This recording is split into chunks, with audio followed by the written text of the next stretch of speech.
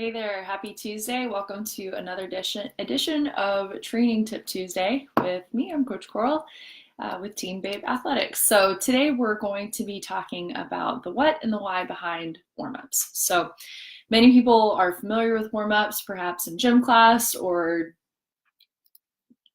uh, just a basic warm-up that we do before a swim, bike, or run. But there are some different types of warm-ups and some critical components of a warm-up that you want to consider when doing your training sessions and especially before races. So what purpose, to get us started, what purpose does a warm-up serve? The warm-up allows the body to ease into whatever level of physical activity that you're doing. And with things like a dynamic warm-up, which we'll talk about here in a second, things like a dynamic warm-up truly prep the body specifically for the type of activity that you're going to do. So in addition to prepping the body, it also can help reduce injury and help you maximize the potential gain that you're going to have from that, whatever training session it is that you're doing. So when looking at when to do your warm-up, how long it should be, there are a couple things to consider. So I even will occasionally but execute while I'm drinking my morning coffee or whatnot.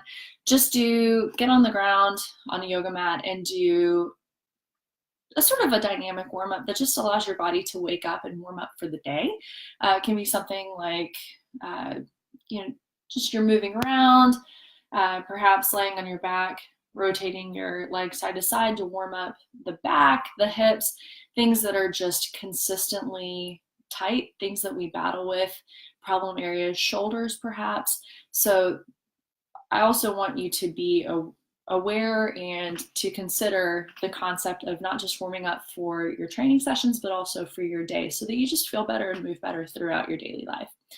But more specifically, let's narrow this down a bit into warm-ups for particular swim, bike, and run, as well as strength, because that's also a very key component of our training that we do.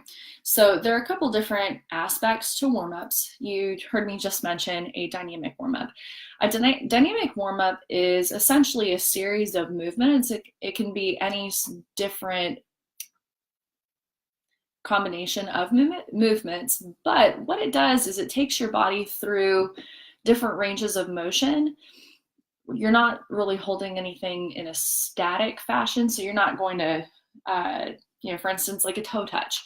You're not going to stand there and just touch your toes, but you might do like a walkout into a plank, bring your leg forward, and do a rotation to open up the back, open up the hips, things like that. So you're moving through a range of motion, very, very gradually warming the body up, activating certain muscles that might be a bit dormant during the activities that you're going to do. Like for instance, if your glutes are underactive and you're going for a run, you may incorporate dynamic movements that enhance the functionality of your glutes so that you can get more out of your training session. So that's basically the nuts and bolts of a dynamic warm-up. And then also looking at swim, bike, run, or other aerobic activities, we're going to, depending also on how much time you have, but for at least 10 to 15 minutes, doing a gradual build into whatever your main set of your workout is, whether it's intervals or a steady state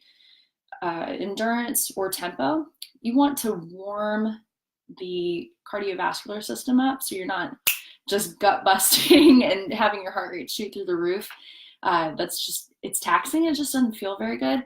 But that 10 to 15 minutes or even 30 if you have the time, that just allows the blood flow to get to the muscles. It allows the muscles to warm up, your tendons and ligaments to just get into the groove, so you're less likely to injure yourself as well. So something else that I want you to consider before a race, even if you're doing something like an Ironman or half distance or a marathon even that is multiple hours of activity, you still want to warm up. The reason for this, other than the ones that I just mentioned, is that when you're racing, your heart rate tends to spike very, very rapidly right at the beginning of a race. And if that's the first time, especially during swimming, if that's the first time that your heart rate has spiked that day, sometimes it throws us into a little bit of an anxious state in the water. That's not the best space to be in.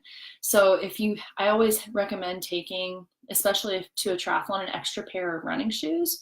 Or if you're in a space that has grass or sand, only if you're used to this, by the way, you can do it barefoot, but you want to go for at least a 10 to a 15-minute jog and throw in about 6 to 8 repetitions of about a 30-second acceleration, something to just get your legs moving, get your heart rate pumping, and like I said, get your heart rate up a bit and allow it to recover for a bit, and do that just a few times.